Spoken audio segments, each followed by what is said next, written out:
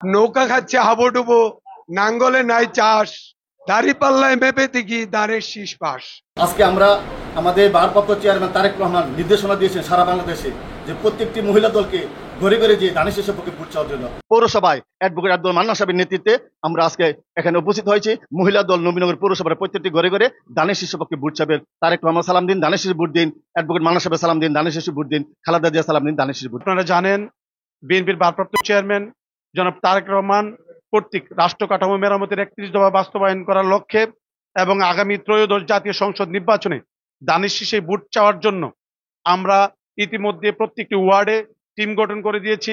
আমাদের প্রাণপ্রিয় নেতা অ্যাডভোকেট এম এ মান্নান সাহেব ইতিমধ্যে নবীনগরের 21টি ইউনিয়নে এবং পৌরসভায় নির্দেশনা দিয়েছেন প্রত্যেকটি নেতাকর্মীকে ঘরে ঘরে তারেক রহমানের 31 দফাকে বাস্তবায়ন করার লক্ষ্যে কাজ করার জন্য আমরা ইতিমধ্যে কাজ শুরু করে দিয়েছি।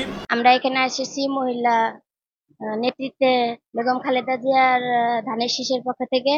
আমরা আসছি এম এ মান্নান অ্যাডভোকেট ওনার সালাম দিয়ে, ধানের শীষের জিয়াউর রহমানের সালাম দিয়ে সবার ঘরে ঘরে যাতে আমরা এই ব্যালট পেপার গুলো পৌঁছে দিতে পারি, সেজন্য এখানে আমাদেরকে ডাকা হয়েছে। আমরা সবার ঘরে ঘরে যাব, সবার কাছে দোয়া চাবো এবং ধানের শীষে আমরা ভোট চাবো। নৌকা খাচ্ছে হাবুডুবু, নাঙ্গলে নাই চাষ, দাড়ি পাল্লায় মেপে দেখি দাঁড়ের শীষ পাস।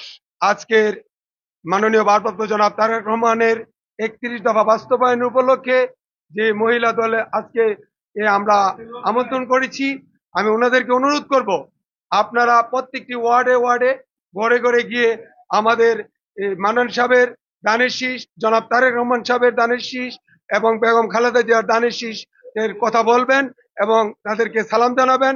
মান্নান সাহেবের জন্য সবাইকে দোয়া করতে বলবেন।